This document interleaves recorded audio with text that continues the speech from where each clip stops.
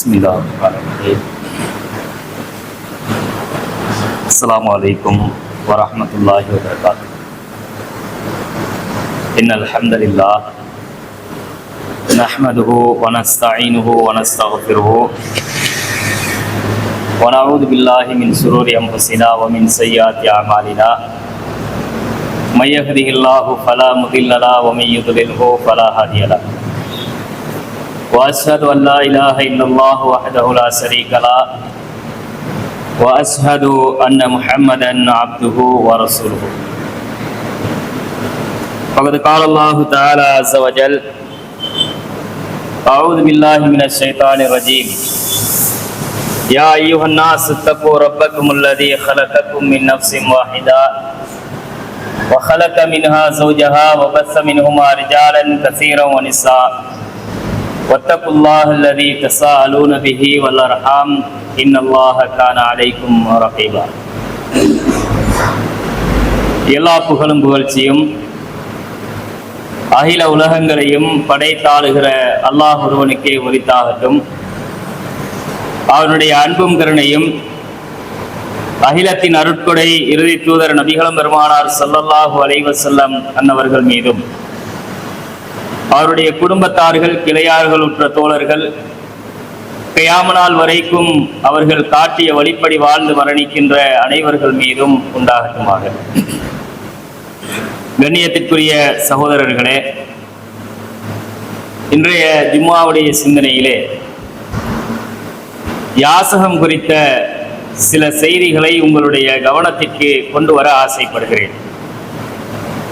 யாசிப்பதை குறித்து இஸ்லாமிய மார்க்கம் என்ன நமக்கு சொல்லுகிறது என்பதையும்,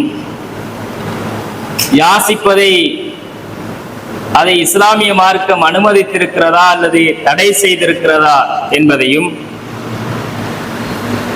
பிற மனிதர்களிடத்திலே நாம் நம்முடைய தேவைகளை முறையிட்டு கேட்பது சிறந்ததா அல்லது கேட்காமல் இருப்பது சிறந்ததா என்பதை குறித்தும் நாம் தெரிந்து கொள்ள முயற்சி செய்வோம். நபிகள் நாயகம் ஸல்லல்லாஹு அலைஹி வஸல்லம் அவர்களிடத்துல ஹக்கீம் இப்னு ஹிஷாம் ரலியல்லாஹு அன்ஹு அவர்கள் ஒரு தடவை உதவி கேட்கிறாங்க. உதவி கேட்கிற பொழுது ரசூல் ஸல்லல்லாஹு அலைஹி வஸல்லம் அவர்கள் அவர் கேட்கும் போது கொடுக்கிறார்கள். கொடுத்த உடனே அதை அவர் பெற்றுக்கொண்டு திரும்பவும் அல்லாஹ்வுடைய தூதரிடத்திலே அவர்கள் கேட்கிறார்கள். ரசூலுல்லாஹ் திரும்பவும் கொடுக்கிறாங்க. அவர் திருப்பியும் கேட்கிறாரு.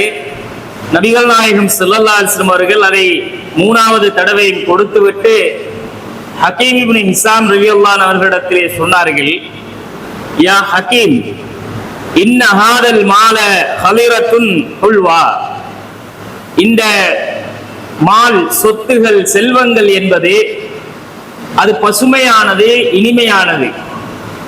அது எடுக்கும் போது இன்னும் இன்னும் இருக்கணும் என்ற ஒரு எண்ணத்தை அது உருவாக்கும். அது பசுமையாகத்தான் இருக்கும், இனிமையாகவும் இருக்கும். ஒரு மனிதனிடத்திலே சொத்துகள் அதிகமாக இருப்பது என்பது அது அவனுக்கு ஒரு இனிமை.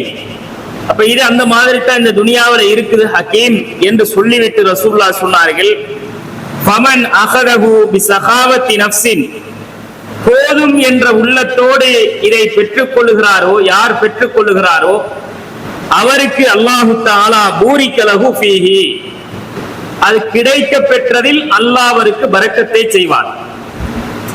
யார் அதை போதாது என்ற மன திருப்தி இல்லாமல் அதை எடுக்கிறாரோ, வமன் அகதஹு பி இஸ்ராஃபி நஃப்ஸின் லம் யுபாரக் லஹு ஃபீஹி, அதிலே அவருக்கு பரக்கத்து செய்யப்பட மாட்டாது. ஒரு 10 ரூபாய் காசு கிடைச்சி இது போதும் அல்ஹம்துலில்லாஹ் என்று ஒருத்தர் நினைக்கிறாரா, அதிலே அல்லாஹ் அவருக்கு பரக்கத்தை செய்வார்.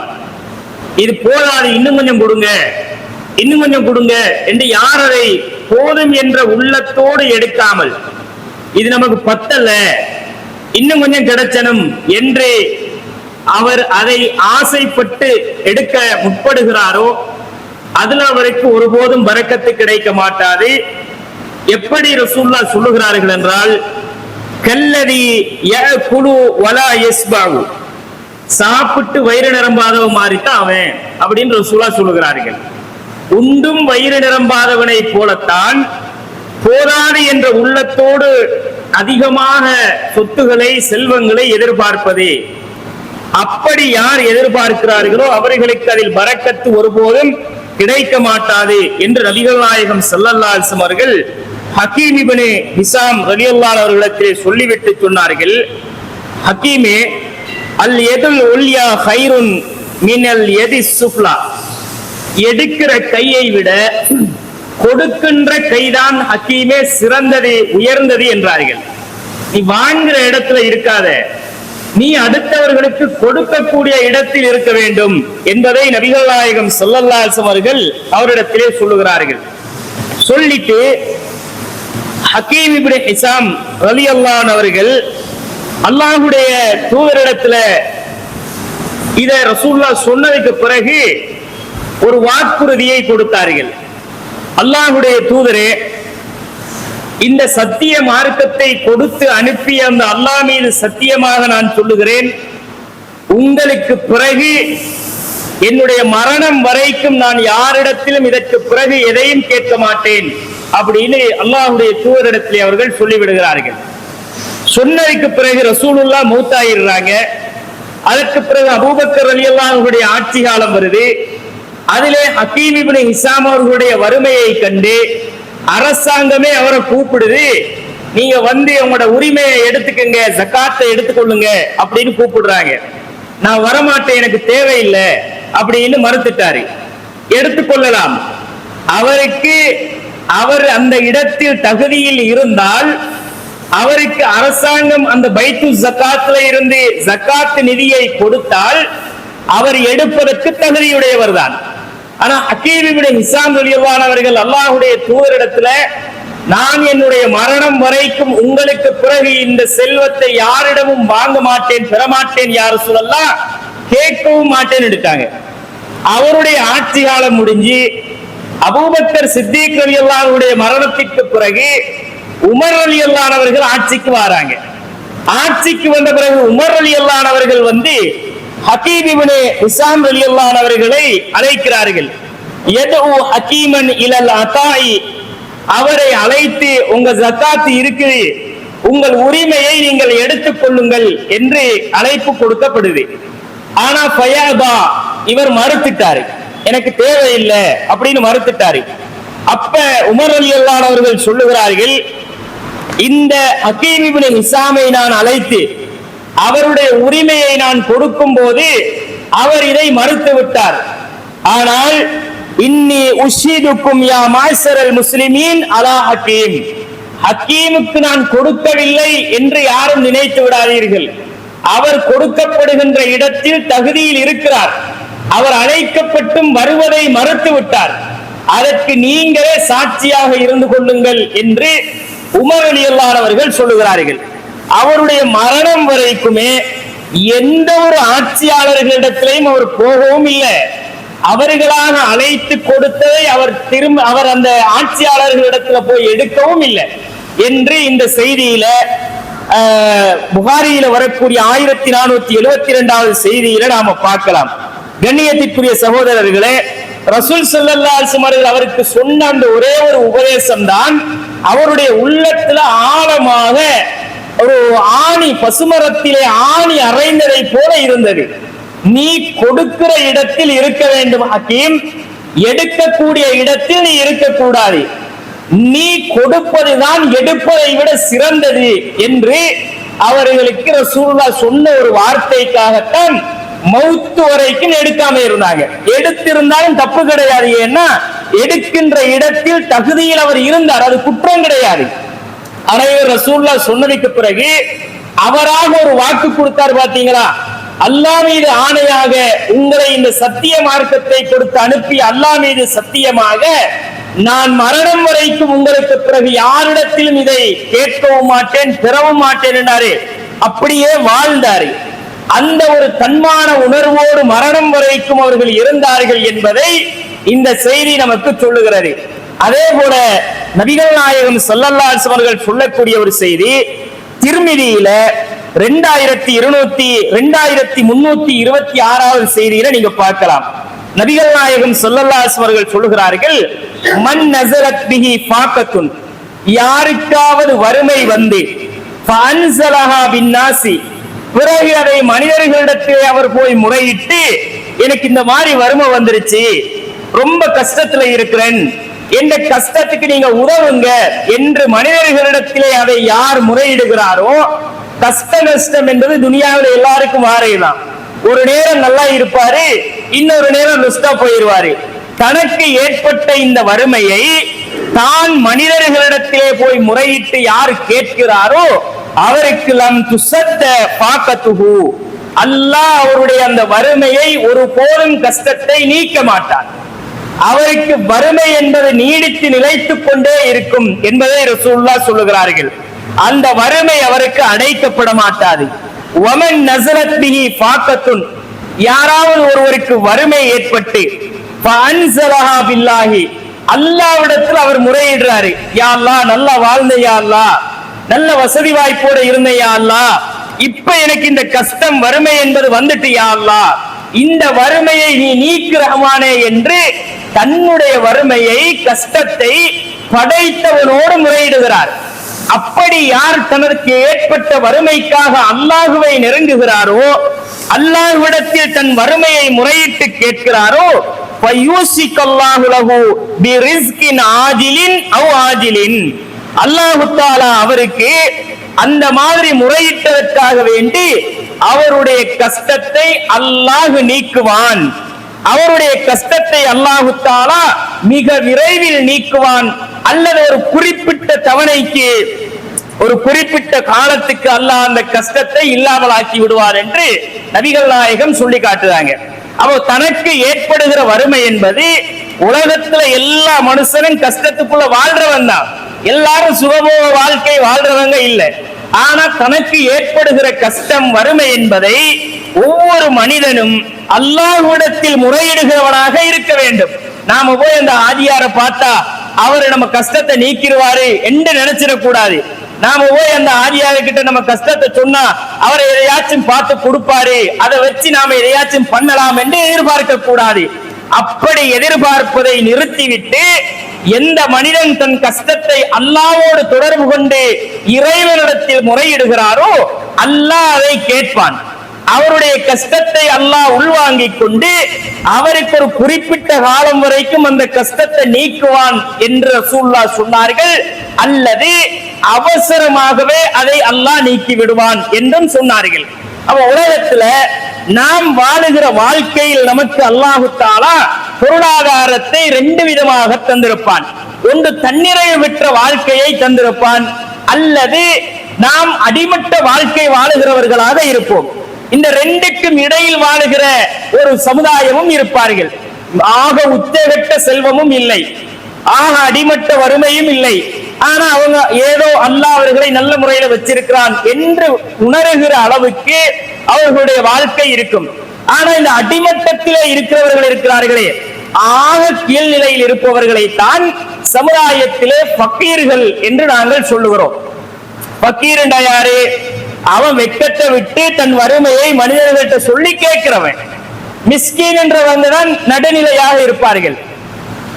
அவங்க போய் எந்த மனுஷன்ட்டையும் கெஞ்சிட்டு இருக்க மாட்டாங்க. அவன் மிஸ்கின் தான், ஆன வறுமை தேவை இருக்கும், யார்கிட்டையும் போய் இந்த மாதிரி கஷ்ட நஷ்டம் இருக்குது என்று சொல்ல மாட்டார்கள். அவர்கள் தங்கள் கஷ்டங்களை மறைத்து கொண்டு வாழுகிறவர்கள். ஆனா ஃபக்கீர்கள் என்று அறியப்படுகிறவர்கள் சமுதாயத்தில் வெளிப்படையாகவே கேட்பார்கள். வாசலுக்கு வாசல் வருவார்கள், கையேந்தி நிற்பார்கள், எங்களுக்கு இந்த மாதிரி கஷ்டம் இருக்குது கொடுங்கன்னு கேட்பாங்க. வாயை திறந்து தங்கள் கஷ்டத்தை சொல்லி அதற்காக கையேந்தி நிற்கின்ற ஒரு சமுதாயம் ஃபக்கீர்கள் என்று அல்லாஹ் தஆலா திருமறை குர்ஆனிலே சொல்லி காட்டுகிறார். அவர்களுக்கு ஜகாத்தை கூட நீங்கள் கொடுக்க வேண்டும் என்பதை ஜகாத்தை பெறுகிற கூட்டத்தில் ஒரு கூட்டமாகவே அவர்களை அல்லாஹ் ஆக்கினான். ஏன் அல்லாஹ் அப்படி ஆக்கினான்? அப்படி ஒரு சமுதாயம் இருக்கக்கூடாது. யாரும் வந்து கஷ்டத்தை வெளிப்படையாக சொல்லி தங்கள் மானத்தை, தங்களுடைய தன்மான உணர்வுகளை இழந்து, மரியாதைகளை இழந்து கையேந்தி நிற்கிற சமுதாயமாக முஸ்லிம் சமுதாயம் இருக்கக்கூடாது. முஸ்லிம் சமுதாயத்துல ஒவ்வொரு மனிதர்களுமே கௌரவமாக வாழ வேண்டும், மரியாதையோடு வாழ வேண்டும். அவர்களுடைய அந்த மான மரியாதைகளை இஸ்லாம் பேணுகிறது, பாதுகாக்கிறது. அப்ப அதை அந்த மாதிரி ஒரு சூழ்நிலையில் ஒரு சமுதாயத்தை வழிநடத்துவதாக இருந்தா அதை காசுக்காரர்கள் செல்வந்தர்கள் அறிந்து கொண்டு அவர்களை அடையாளம் கண்டு கொடுக்க வேண்டும் என்று இஸ்லாம் சொல்லுகிறது. பொருளாதாரத்தை ஜக்காத் என்ற நிதியூடாக கொடுத்து ஒரு சமுதாயத்தினுடைய வறுமையை அகற்றி ஒரு மிகப்பெரிய பொருளாதார புரட்சியை இந்த உலகத்திலே உண்டு பண்ணி காட்டியது இஸ்லாமிய மார்க்கம் தான். அப்படி ஒரு மார்க்கத்தில் இருந்து கொண்டிருக்கிற நம்ம சமுதாயத்துக்குள்ளதான் ரமலான் காலம் வந்தா ஒவ்வொரு ஊடா போய் கையேந்தி நிற்கிறான். ரமலான் காலம் வந்தா பள்ளிவாசல்களுடைய வாசல் நிரம்ப மக்கள் ஆண்கள், பெண்கள், சிறுவர்கள், குழந்தைகளை எல்லாம் சுமந்து கையேந்தி நிற்கிறார்கள். ஒரு 5 பத்தை போடுவாங்க, நோம்பு காலம் கொஞ்சம் கூடுதலா நன்மையை நாடி போடுவாங்கன்னு நினைத்துத்தான் இந்த சமுதாயத்திலே நிறைய மக்கள் தெருக்களிலே நிற்கிறார்கள்.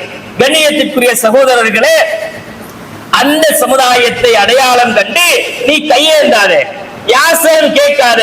இந்த மாதிரி நீ இதற்கு பிறகு எந்த மனிதர்களிடத்திலும் கையேந்தி நிற்கிற நிலைமையில நீ வாழக்கூடாது என்று அவர்களை தேடி புரட்டி எடுத்து ஜக்காத் என்ற நிதியை மொத்தமாக அவர்களுக்கு நாங்கள் கரை ஏறுகிற அளவுக்கு அவர்களை கொடுத்து தூக்கிவிட்டு ஏதாவது ஒரு தொழிலை செஞ்சிக்க, ஏதையாவது நீ செஞ்சு அன்றாட வருமானத்திற்குரிய வழியை தேடிக்க என்று நாங்கள் வழிகாட்ட வேண்டிய சமுதாயம் தான் பொக்கெட்ல தேடி பார்க்கிறோம். 5 ரூபாய் இருக்குதா, இந்த அப்படி என்று ஒரு 10 ரூபாயை எடுத்து போடுறோம், போட்டுட்டு நாம வாட்டுக்கு கடந்து போறோம். எப்படி கையேந்துகிற சமுதாயம் இல்லாமலாகும்? யாசகம் கேட்கிற சமுதாயம் இல்லாமலாக வேண்டும் என்றால் அந்த யாசகம் கேட்கிற சமுதாயத்தை அல்லாஹ் சொன்ன அடிப்படையிலே தானே வழிநடத்தி இருக்கணும். அவங்க அப்படித்தான் இந்த சமுதாயம் பார்த்து ஏன் இன்றைக்கு வரைக்கும் பள்ளி வாசல்களுடைய வாசல்கள்ல தாய்மார்கள் குழந்தைகளை தூக்கி காத்திருக்கிறாங்க. அப்ப அந்த சமுதாயத்தை யாரு கரையேற்றுறது? யாசகம் கேட்பதற்கு ஒரு சமுதாயத்தை வாசலை திறந்து வைத்ததும் நாம் தான். யாசகம் கேட்க கூடாது என்று பிரச்சாரம் செய்யறதும் நாம தான். எந்த பள்ளிவாசல்களிலே யாசகம் கேட்க கூடாது என்று பேசுகிறார்களோ, யாசிப்பது குற்றம் என்று சொல்லுகிறார்களோ, அவர்கள் பயானை கேட்டு வெளியே போனா கையேந்திரவனுக்கு 10 ரூபாயை கொடுத்துட்டு போவாங்க. இப்படித்தான் சமுதாயத்துடைய நிலைமை இருக்கிறத நாங்க பார்க்கலாம். கண்ணியத்திற்குரிய சகோதரர்களே, அப்ப நாம் நமக்கு ஏற்பட்ட வறுமைக்காக வேண்டி அடுத்தவர்களிடத்தில் கையேந்துகிற நிலையில் வாழக்கூடாது என்று இஸ்லாம் சொல்லுகிறது. கையேந்த கூடாது, அப்படி இருக்காதீங்க என்று கண்டிப்பாக இஸ்லாம் சொல்லுகிறது. அதே மாதிரி நபிகள் நாயகம் ஸல்லல்லாஹு அலைஹி வஸல்லம் சொல்லுகிறார்கள், கையேந்துறதை விட நீ சொந்தமா உழைச்சி திங்கிறது தான் மிக சிறந்தது என்பதை ரசூலுல்லாஹ் சொன்னார்கள். நபிகள் நாயகம் ஸல்லல்லாஹு அலைஹி வஸல்லம் சொல்லும்போது சொல்லுகிறார்கள், லிஅய்யஹுத அஹதுக்கும் அபலஹு சும்ம யகுது இலல் ஜபலி, உங்களில் ஒருவர் ஒரு கயிறை எடுத்துக்கொண்டு ஒரு மலைப்பகுதிக்கு சென்று ஃபயஹ்ததிப, விறகுகளை வெட்டி சேர்த்துக் கொண்டு அதை விற்று அதிலிருந்து அவர் சாப்பிட்டு உயர்த்த அதிலிருந்து அவருக்கு கிடைக்கிற அந்த வருமானத்தில் எதையாவது தர்மம் செய்கிறாரே, அப்படி தர்மம் செய்கிறவர் தான் மனிதர்களிடத்தில் கேட்கின்ற அந்த மனிதனை விட சிறந்தவர் என்று ரசூலுல்லாஹ் சொன்னார்கள். மனிதர்கள்ட்ட கையேந்தி நிக்கிறத விட நீ போ, உன்னால எதை செய்ய முடியுமோ அந்த தொழிலை செய், ஹலாலா செய். செஞ்சு நீ அதுல இருந்து வார வருமானத்துல நீ விறகு சுமந்துதான் உனக்கு உழைச்சேலுமா, சுமந்து உலை. உனக்கு மூளையை சுமந்துதான் உழைச்ச தெரியுமா, மூட்டையை சுமந்து சம்பாதிரி. அடுத்தவன் கூலி வேலை செஞ்சுதான் உனக்கு சம்பாதிக்க தெரியுமா, அது கேவலம் இல்லை. கூலி வேலையை செஞ்சு ஹலாலா உழைச்சிக்க. உழைத்து எடுத்துக்கொண்டு வருகிற அந்த காசுல நீ சாப்பிடு, குடும்பத்துக்கு சாப்பிட கொடு. உனக்கு மிஞ்சிதான் ஏதாவது தர்மம் கொடுக்க முடியுமா, ஓ வசதிக்கு ஏற்ற மாதிரி கொடுத்துக்க. இப்படி நீ வாழ்வதுதான் கையேந்தி நிற்பதை விட சிறந்தது என்பதை ரசூலுல்லாஹ் சொன்னார்கள். அப்படி வாழுகின்ற ஒரு சமுதாயத்தை உருவாக்கணும். கையேந்தி நிக்கிறானா அவனை கூப்பிடுங்க, ஒரு 10 தண்ணி போத்தலை வாங்கி அவன் கையில கொடுங்க. கொடுத்து நீ கையேந்தாத, இதை வித்து வார வருமானத்தை நீ வச்சுக்க. அதுல இருந்து இன்னொரு பாட்டில வாங்கி அதை கொடுத்து நீ இன்னொரு மடங்கு சம்பாதிச்சுக்க என்று வழிகாட்டி அவர்களுடைய மான மரியாதைகளை பாதுகாக்க வேண்டும். ஒரு ஸ்கேல வாங்குங்க, வாங்கி வாசல்ல நிக்கிறாரா சும்மா கையேந்திரானா அப்படி கேட்காத. நீ உனக்கு உழைச்சிற அளவுக்கு தைரியம் இல்லையா, உடம்புல தெம்பில்லையா, உன்னால உழைச்ச முடியாதா, பலவீனமான நிலையா, இந்த இதை வச்சுக்க, கையேந்தாத. அதுல ஒரு மனுஷன் ஏறி நின்று கிலோ ஒரு 50 கிலோ இருக்குன்னு பார்த்துட்டு போறானா அதுக்கு ஒரு 10 ரூபாய் கொடுக்கட்டும், அது தொழிலா செய். அப்படி உழைத்து நீயாக அதில் இருந்து நீ சம்பாதித்ததாகத்தான் சாப்பிட வேண்டுமே தவிர கையேந்தி சாப்பிடாத என்பதை ரசூலுல்லாஹ் சொல்லுகிறார்கள். இந்த மாதிரி சமுதாயம் எப்பவாவது வழிநடத்தப்பட்டிருக்கிறான்னா எவன் என்னைக்கு கேட்க ஆரம்பிச்சானோ அவன் மௌத்து வரைக்கும் கேட்டுட்டு தான் இருக்கிறான். கொடுக்கிறவங்க கொடுத்துக்கிட்டு தான் இருக்கிறாங்க. அவன் வாழ்க்கையில முன்னேறினதையும் காணல, நாம கொடுத்து அவனை முன்னேற்றி விட்டதையும் காணல. கண்ணியத்திற்குரிய சகோதரர்களே, அப்ப கையேந்தி நிற்பதை விட சுயமாக உழைப்பதை ரசூலுல்லாஹ் ஊக்குவிக்கிறார்கள். அதுதான் சிறந்தது என்றும் சொல்லுகிறார்கள். இது புகாரியில 1480வது செய்தியில நாம பார்க்கலாம். அதே மாதிரி கண்ணியத்திற்குரிய சகோதரர்களே, நபிகள் நாயகத்துடைய ஒரு மிக கடுமையான எச்சரிக்கை ஒன்று இருக்கிறது. ரசூலுல்லாஹ் சொல்லுகிறார்கள், மா யஸாலு ரஜுலு யஸ்அலு நாஸ, மார்க்கம் அனுமதிச்ச காரணத்துக்கு இல்லாமல், மார்க்கம் அனுமதிச்ச காரணம் இல்லாம யாரு மக்களிடத்திலே யாசிப்பதையே தொழிலாக கொண்டிருக்கிறானோ ஹத்தா யஅதிய யௌமல் கியாமத்தி, அவன் மறுமையில் வருவான். எப்படி வருவான் தெரியுமா? லைஸ ஃபீ வஜிஹி முஸாத்துல் அமின், முகத்துல சதை இல்லாம எலும்போடு அந்த மனிதன் மறுமையில் வருவான். முகத்துல சதை இருக்காது. மனுஷங்கிட்ட கேட்டு கேட்டு கேட்டு அதிலே திண்டு குடிச்சு வாழ்றானே, இதையே தன் வாழ்க்கையாக வைத்திருக்கிறானே, அந்த மனிதன் மறுமையில் முகத்தில் சதை இல்லாமல் தான் அல்லாஹ்விடத்திலே வருவான் என்று ரசூலுல்லாஹ் சொன்னார்கள். எவ்வளவு கேவலமா இருக்கு சிந்திச்சு பாருங்க. முகத்தை பிராண்டி எடுத்துட்டு முகத்துல ஒரு சதையும் இல்லாம அந்த முகத்தை அந்த முள்ளு கூட்டோட அனுப்பிவிட்டா எப்படி இருக்கும்? அப்படி மறுமையில் ஒரு கூட்டம் வருவார்கள். அவர்களுடைய வாழ்க்கை முழுக்க யாசித்தவர்கள். யாசிக்க கூடாது. வாழ்க்கை முழுக்க யாசிப்பதற்கு எந்த அனுமதியும் இஸ்லாத்தில் கிடையாது என்பதை இந்த செய்தியிலிருந்து நாம் புரியலாம். கண்ணியத்திற்குரிய சகோதரர்களே, அதே மாதிரி நபிகள் நாயகம் ஸல்லல்லாஹு அலைஹி வஸல்லம் அவங்கள்ட்ட வந்து அவுஃப் பின் மாலிக் அல் அஸ்ஜாயி ரலியல்லாஹு அவர்கள் சொல்றாங்க, நாங்க 9 பேர் அல்லது 8ஓ 7ஓ பேர் நபிகள் நாயகம் ஸல்லல்லாஹு அலைஹி வஸல்லம் அவர்களோட இருந்தோம். அப்ப ரசூல் ஸல்லல்லாஹு அலைஹி வஸல்லம் அவங்க வந்து அந்த மக்களை நோக்கி கேட்கிறாங்க, நீங்க என்கிட்ட பைஅத் செய்ய மாட்டீங்களா அப்படின்னு கேட்கிறாங்க. ரசூலுல்லாஹ் கிட்ட அந்த சஹாபாக்கள் சொன்னார்கள், யா ரசூலல்லாஹ், நாங்க ஏற்கனவே பைஅத் தந்துட்டோமே, உங்களுக்கு கட்டுப்பட்டு இதையெல்லாம் செய்ய மாட்டோம்னு சொல்லி நாங்க பைஅத் தந்துட்டோமே யா ரசூலல்லாஹ் அப்படிங்கிறாங்க. திரும்பவும் ரசூலுல்லாஹ் பைஅத் செய்ய மாட்டீங்களான்னு கேட்கிறாங்க. நாங்க தான் ஆல்ரெடி பண்ணிட்டோமே யா ரசூலல்லாஹ் அப்படிங்கிறாங்க. திரும்ப 3வது தடவை ரசூலுல்லாஹ் கேட்கிறாங்க, ஏன்பா பைஅத் தர மாட்டீங்களா அப்படின்னு கேட்கிறாங்க. எனக்கு வந்து உடன்படிக்கை செஞ்சு தர மாட்டீங்களான்னு கேட்ட உடனே சஹாபாக்கள் அவருடைய அழுத்தத்தை புரிந்து கொண்டார்கள். உடனே அந்த சஹாபாக்கள், அல்லாஹ்வுடைய தூதரே, நாங்கள் உங்களுக்கு பைஅத் செய்து தருகிறோம், எதற்கு பைஅத் செய்து தர வேண்டும் என்று சொல்லுங்கள் யா ரசூலல்லாஹ் அப்படின்னு கேட்கிறாங்க. கேட்ட உடனே ரசூல் ஸல்லல்லாஹு அலைஹி வஸல்லம் அவங்க வந்து எதை நோக்கி மக்களை அழைப்பார்களோ அந்த ஏகத்துவத்திற்கு பைஅத்தை கேட்கிறார்கள். அதே போல நீங்கள் தொழ வேண்டும் என்று பைஅத்தை எடுக்கிறார்கள். எடுத்துவிட்டு நபிகள் நாயகம் ஸல்லல்லாஹு அலைஹி வஸல்லம் அவர்கள் அந்த சஹாபிகளிடத்தில் மெதுவாக போய் சொன்னார்கள், நீங்க யாசிக்காதீங்க அப்படிங்கிறாங்க ரசூலுல்லாஹ். யாசகம் கேட்காதீங்க, யாசகம் கேட்க மாட்டோம் என்று எனக்கு பைஅத்து தாருங்கள் என்று ரசூலுல்லாஹ் கேட்கிறார்கள். யாசிக்க மாட்டோம் என்பதற்கு இஸ்லாமிய மார்க்கத்திலே அல்லாஹ்வுடைய தூதர் என்ற சஹாபாக்களிடத்திலே உறுதிமொழி எடுத்தார்கள். சகோதரர்களே, யாசிக்க கூடாது, யாசிக்க மாட்டோம் என்று நீங்கள் எனக்கு உடன்படிக்கை செய்து தாருங்கள் என்று நபிகள் நாயகம் ஸல்லல்லாஹு அலைஹி வஸல்லம் அவர்கள் அந்த சஹாபாக்களிடத்திலே கேட்கும் போது சஹாபாக்களும் அல்லாஹ்வுடைய ரசூலுடைய கரத்தை பிடித்து அதே மாதிரி பைஅத்தை கொடுக்கிறார்கள். அதற்கு பிறகு நாங்கள் எல்லாம் எப்படி இருந்தோம் தெரியுமா? அந்த சஹாபி சொல்றார், நாங்க அந்த 8 பேர் பைஅத் கொடுத்தோமே, அந்த 8 பேர்ல நாங்க யாரும் குதிரையில ஏறி ஒட்டகத்துல ஏறி போகும்போது ஒரு சாட்டை கீழே விழுந்தா கூட பக்கத்துல வாரவர்கிட்ட அதை எடுத்துட்டாங்கன்னு கூட கேட்க மாட்டோம். கீழே ஒரு சாட்டை விழுந்து விடும், கீழே விழுந்த சாட்டைய கொஞ்சம் எடுத்து ஹெல்ப் தானே செய்யறவருக்கு நன்மை கிடைச்சிருந்தானே, அதை கூட நாங்கள் கேட்க மாட்டோம், அதையும் நாங்கள் யாசகமாகவே பார்த்தோம் என்று அந்த சஹாபி சொல்றாரு.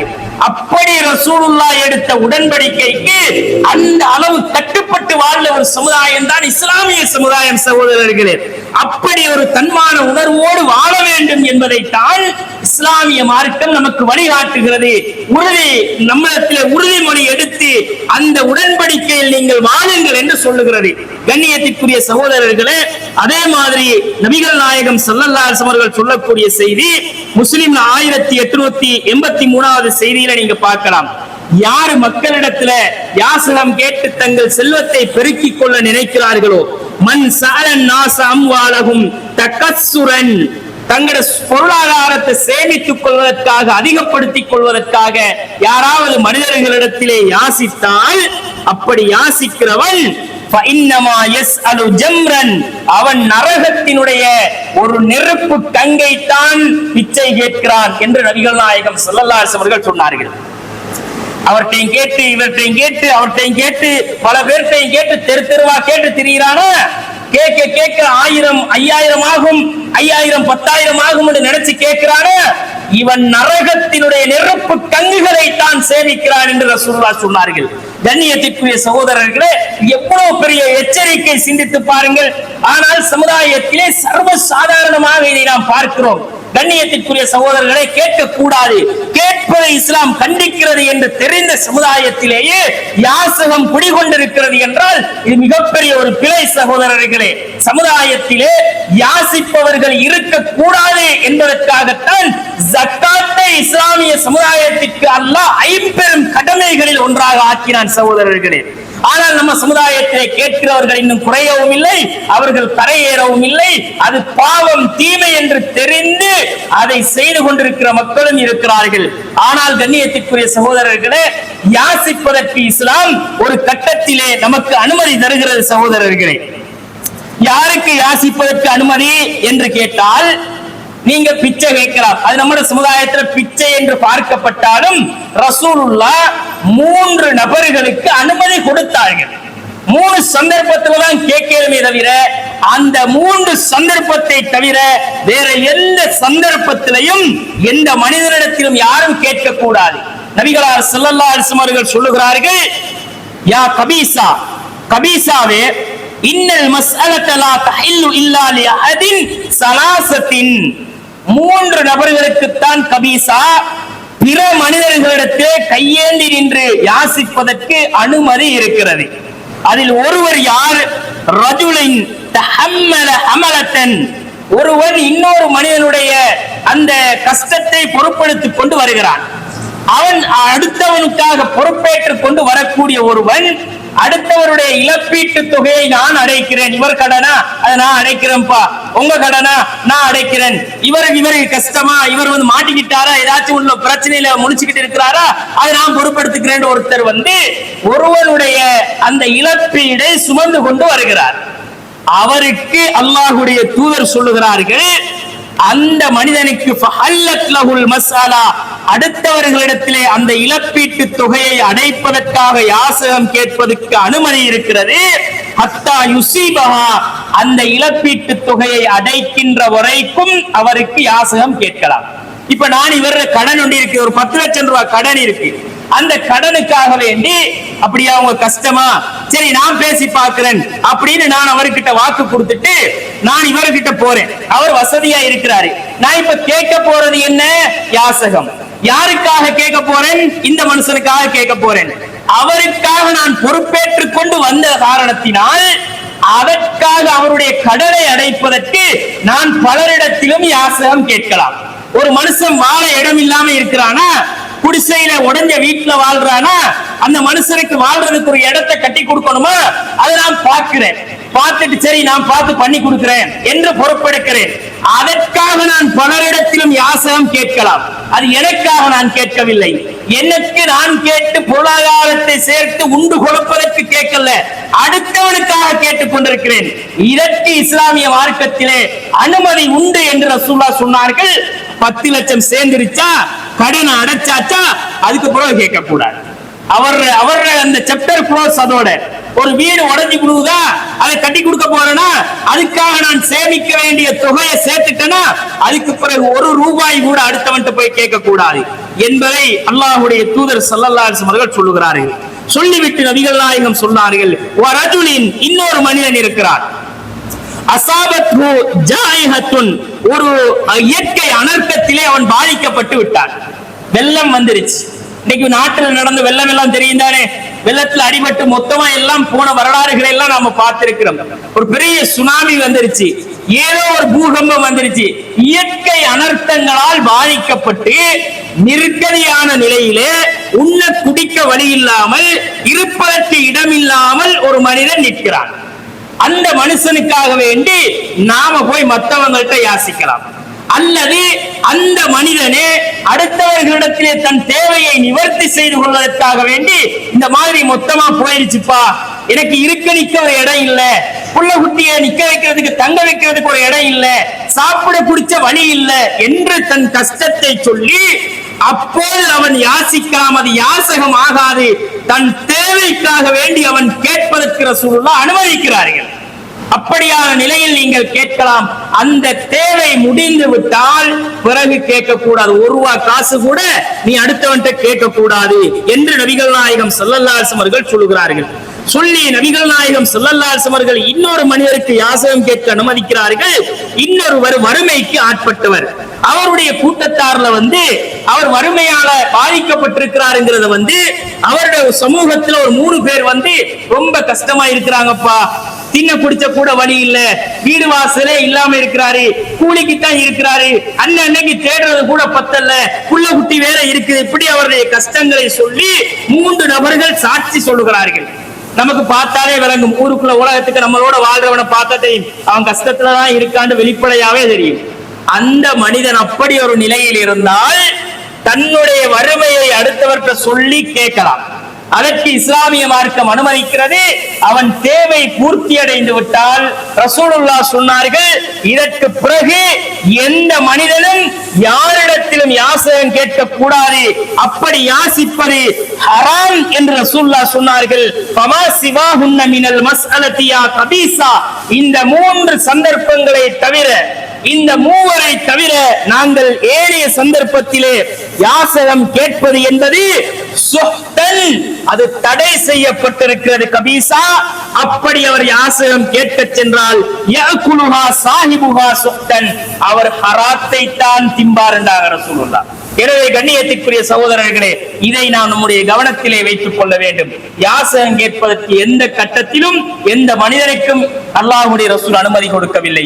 உழைச்சி தின்னுங்க, கஷ்டப்பட்டு தின்னுங்க, உழைச்சி நீங்களாக உங்களுடைய வியர்வையை சிந்தி உண்ணுங்கள், யாரிடத்திலும் கையேந்தாதீர்கள் என்று ரசூலுல்லாஹ் சொல்லிட்டு இந்த 3 சந்தர்ப்பத்திற்கு 3 நபர்களுக்கு தான் ரசூலுல்லாஹ் அனுமதி கொடுத்தார்கள் என்பதை கவனத்தில் கொள்ள வேண்டும். எனவே கண்ணியத்திற்குரியவர்களே, யாசிப்பது பெரும் பாவமாக நம்முடைய முகத்திலே சதை இல்லாமல் மறுமையில் பாதிக்கப்பட்ட நிலையில், கேவலப்பட்ட நிலையில் வர வேண்டும் என்ற உணர்வை, அந்த சிந்தனையை மனதிலே பதித்துக் கொள்ள வேண்டும்.